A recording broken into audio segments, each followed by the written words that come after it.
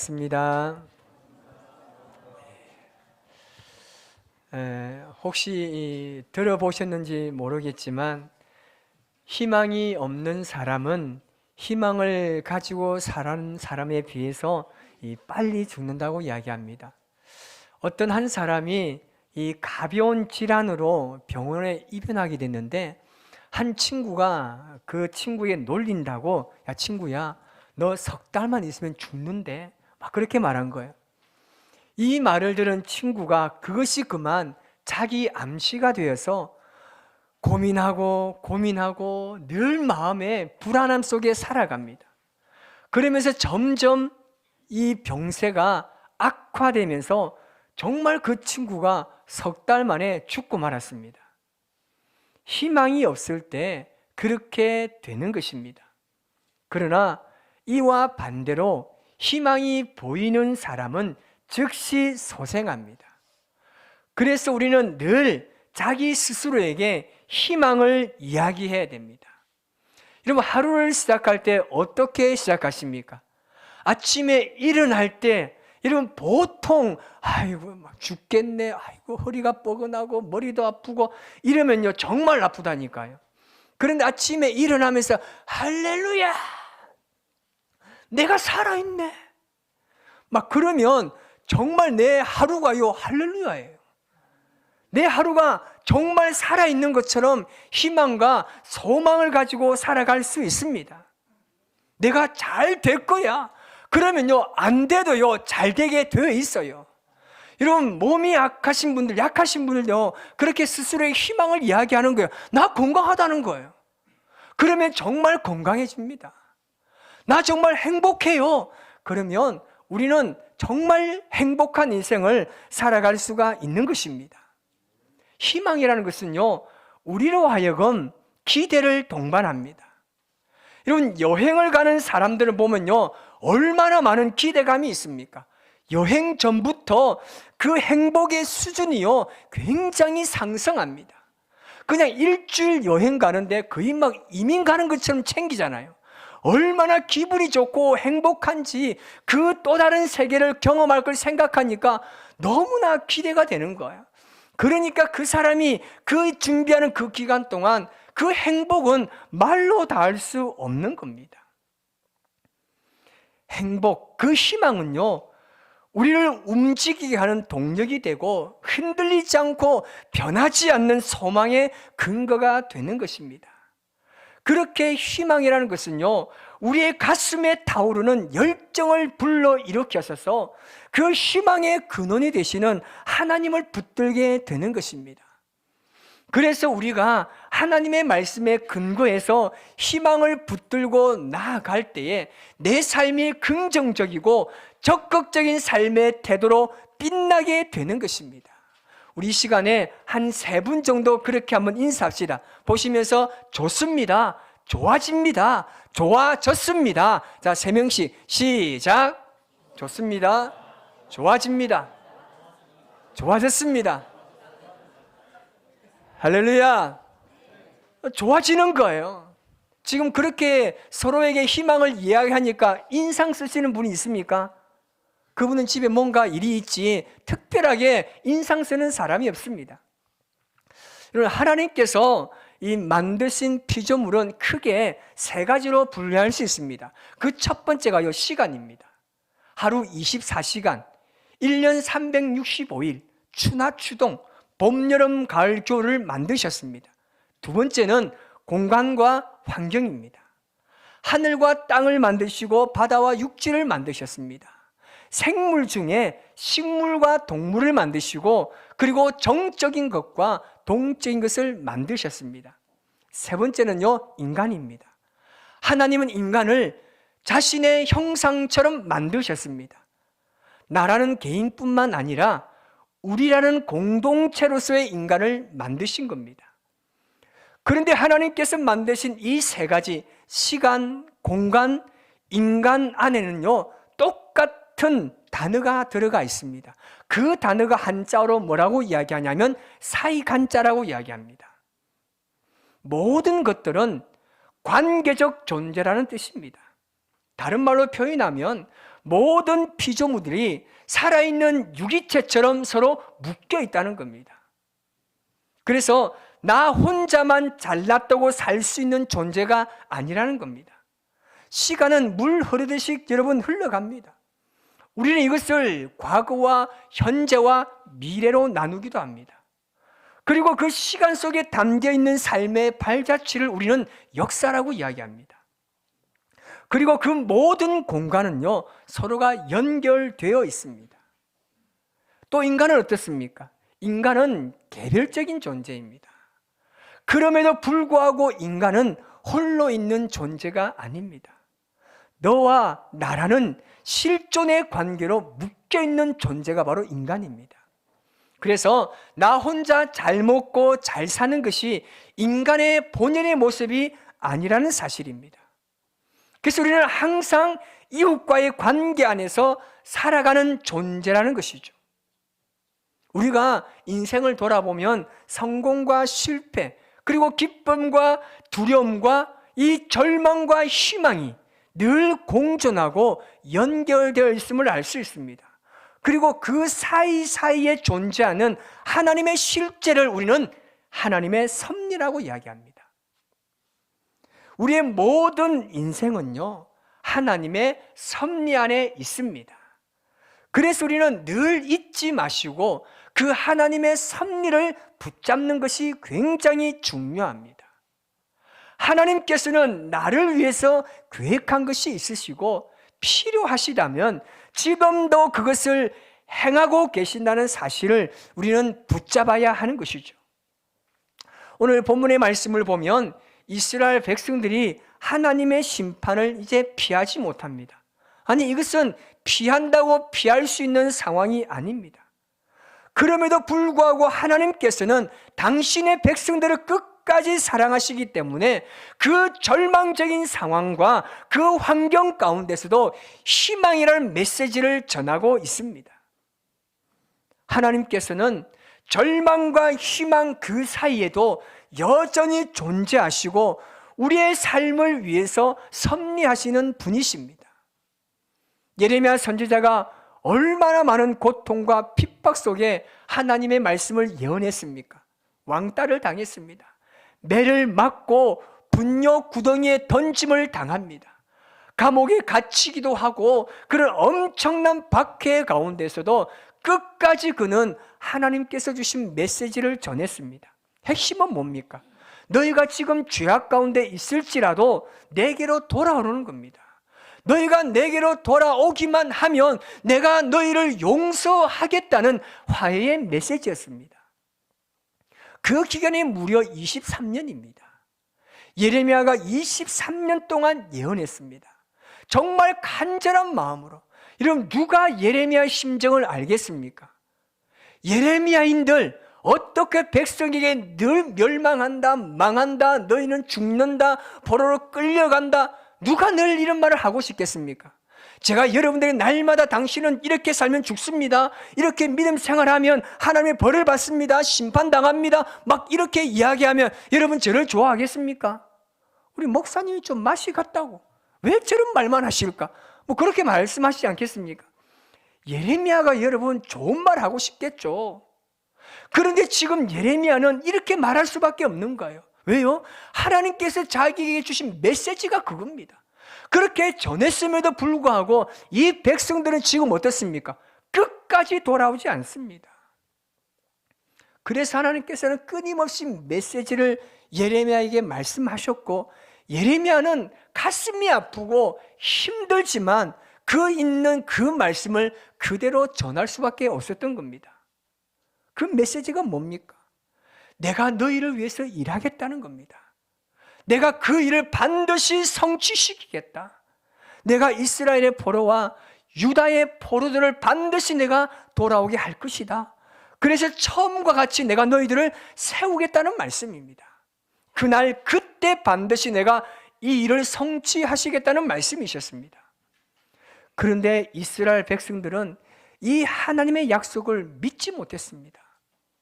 왜 그렇게 말씀하셨음에도 불구하고 믿지 못했습니까? 그들의 영적인 상태입니다. 그들은 기도하지 않았습니다. 그 약속을 성취시키시는 하나님을 신뢰하지 않았기 때문에 그랬습니다. 그들은 오로지 눈앞에 보이는 현실, 이기적인 그들의 삶의 악함이 그들의 눈을 멀게 하고 말았습니다. 당시 이후대 사회는 하나님의 법에 의해서 살지 않았습니다. 가진 자가 가지지 못한 사람들을 억압하고 착취했습니다. 많이 배우고 많이 가진 자는요 더 가지기를 원했고, 가난하고 배우지 못한 사람들을 조롱하고 무시하면서 그들의 것을 빼앗아서 자신의 부만 계속해서 쌓아갔습니다. 하나님께서는 이런 악한 사회가 무너지고 하나님의 정의와 공의가 바로 세워지기를 원하셨습니다. 지금 우리 사회가 어떻습니까? 우리가 살아가고 있는 이 시대가 그렇지 않습니까? 하나님의 공의와 정의가 숨쉬고 있습니까? 이 시대도 정의와 공의의 관점에서 보면 엉망입니다. 사회 질서가 무너졌습니다. 인간관계도 사라졌습니다. 기득권을 가진 사람들은 사회적 약자를 돌아보지 않고 여전히 자기 것을 움켜쥐고 놓지 않습니다. 정의가 무너지고 공의가 사라진 사회가 되었습니다. 예레미야 시대와 지금의 이 시대가 별반 다르지 않습니다. 하나님은 이런 사회를요 그냥 두고 보지 않으십니다. 결국은 우리의 모든 삶을 빼앗아 갈 것입니다. 예레미야 시대만 예언이 아니라 이 예레미야 이 예언은 오늘 이 시대 우리에게 주신 하나님의 말씀인 줄 믿습니다. 우리가 기독교를 정의할 때 참 많은 단어가 있지만 그 중에 하나를 꼽으란다면요 약속입니다. 기독교 신앙은요 약속과 성취로 이루어져 있습니다. 그래서 그 약속과 성취의 범위를 좁혀보면 구약에 가보면요 십계명이 있습니다. 신명기 언약도 있고 다윗의 언약 등이 있습니다. 그런데 이 약속에는 특징이 있습니다. 이 약속은 하나님께서 주신 말씀이고 그 약속의 말씀을 지키는 자들에게는 말할 수 없는 놀라운 하나님의 복이 임한다는 겁니다. 하지만 하나님의 이 약속을 무시하고 지키지 않는 자에게는요 저주와 화가 임한다는 사실입니다. 그런데 하나님은 어떤 분이십니까? 그럼에도 불구하고 하나님은 우리를 사랑하십니다. 사랑하시되 끝까지 우리를 사랑하시는 그 하나님을 믿으시기를 바랍니다. 그래서 하나님께서는 독생자 예수 그리스도를 이 땅에 보내셔서 가난하고 병들고 죄악 가운데 신음하는 백성들을 구원하시겠다고 약속하신 것입니다. 하나님의 섭리는 이 약속과 성취로 이루어져 있습니다. 하나님께서는 절망적인 상황에 놓여 있는 이스라엘 백성들에게 끝까지 약속을 내가 성취하겠다고 말씀하고 있습니다. 오늘 본문 15절 말씀을 우리 세번역 성경으로 같이 한번 읽어보겠습니다. 그때 그 시각이 되면 한 의로운 가지를 다윗에게서 돋아나게 할 것이니 그가 세상에 공평과 정의를 실현할 것이다. 이게 뭡니까? 다윗의 언약입니다. 하나님의 때가 이르면 한 의로운 가지, 즉 다윗의 자손에서 이 땅을 구원할 예수 그리스도가 나신다는 약속의 말씀입니다. 하나님께서 우리의 삶에 개입하시고 역사하시는 것은요 절대 일방적으로 하지 않으십니다. 하나님께서는 그냥 일반적으로 우리의 삶에 그냥 개입하시고 역사하셔서 그냥 그렇게 당신의 멋대로 그렇게 간섭하지 않으십니다. 하나님께서는 반드시 약속하시고 또 그 일을 이루시는 분이십니다. 하지만 그냥 가만히 있는 자에게는요 그 약속이 절대 이루어지지 않습니다. 하나님께서는 반드시 약속하신 것을 지키는 분이시지만 우리의 부르짖음과 우리의 기도가 있어야 그에 대해서 들으시고 응답하시는 것입니다. 하나님은 그가 약속하신 바를, 그가 계획하신 바를 우리의 기도를 통해서 이루어지는 분이심을 믿으시기를 바랍니다. 이것이 하나님의 뜻이고 계획입니다. 그래서 하나님의 구원을 소망하는 자들은 그 약속을 신실하게 믿고 인내하며 기다릴 수 있어야 하는 것입니다. 우리가 성경에 나오는 아주 중요한 신앙의 모습, 하나님을 향한 믿음의 모습을 표현하는 것 중에 하나가 바로 여러분 기다림 아니겠습니까? 그리고 그 신앙의 모습이 바로 기다림의 신앙입니다. 기다림의 신앙은요, 다른 어떤 것을 기다리는 게 아니에요.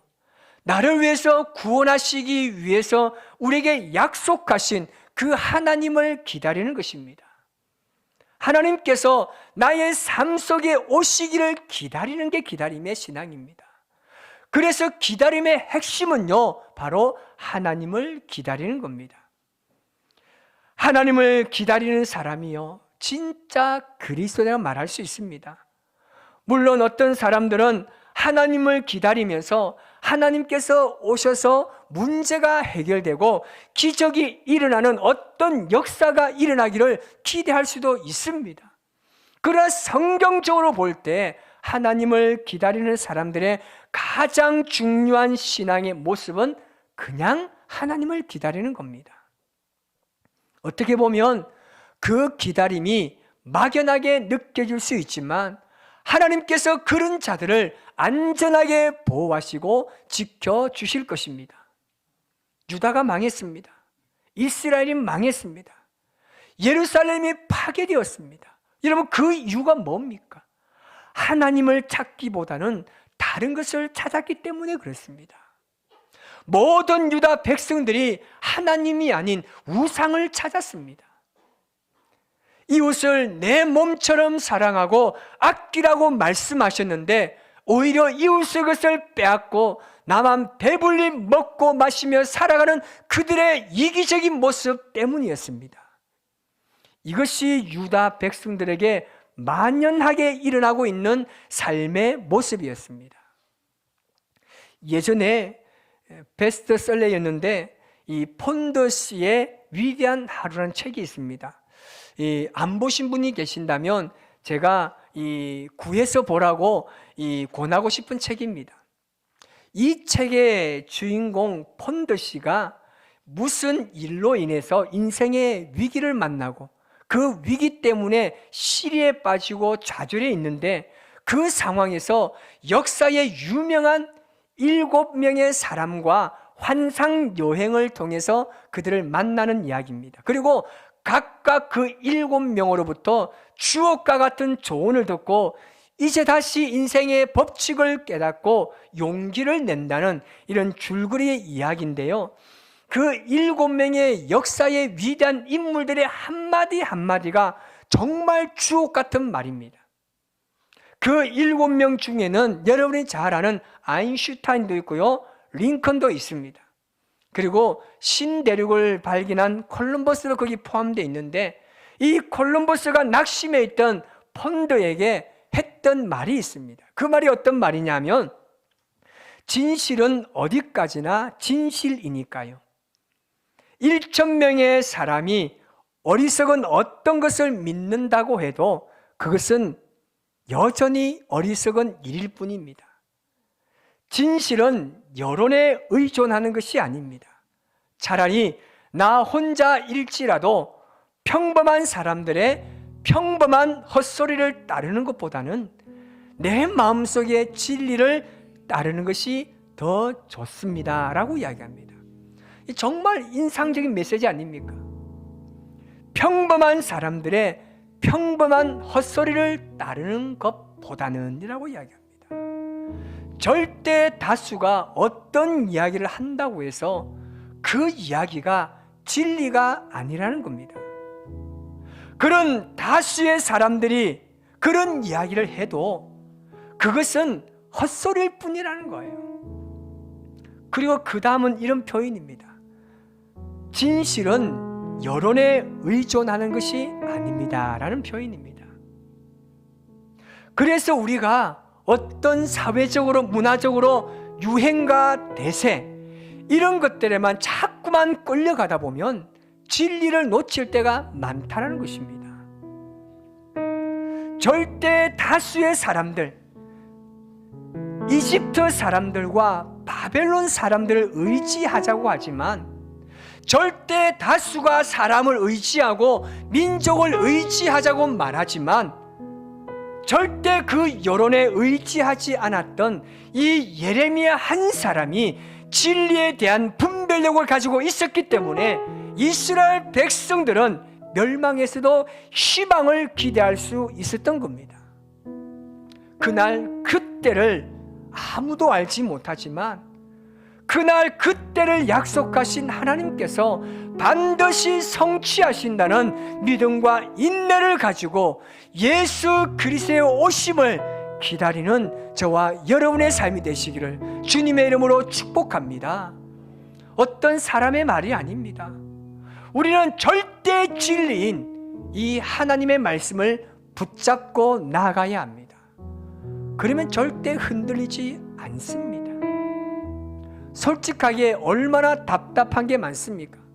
주님이 오신다고 했는데 모든 사람들이 몇십 년 전에도 이제 주님 오실 날 얼마 남지 않았다고 말하는데 그 똑같은 말을 지금도 하고 있어요.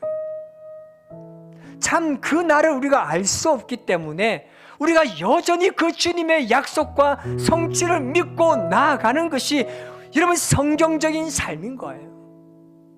여러분 세상이 얼마나 혼란스럽습니까? 얼마나 어렵고 말은 할 수 없지만 고통의 시간들을 보내고 있습니까? 그러나 분명히 말씀하시는 것은 내가 너에게 약속하신, 내가 그것을 반드시 성취하겠다고 말씀하신 예수 그리스도의 말씀을 붙들고 살아가야 하는 것입니다. 오늘 시간 우리 주님 바라보면서 나아가실 때 정말 하나님을 향한 그 놀라운 소망과 그 기대를 놓지 마시고 주님만 붙들고 나아가시기를 바랍니다. 오늘 시간 함께 우리 찬양하며 나아가는 귀한 시간 되시기를 바랍니다. 이 세상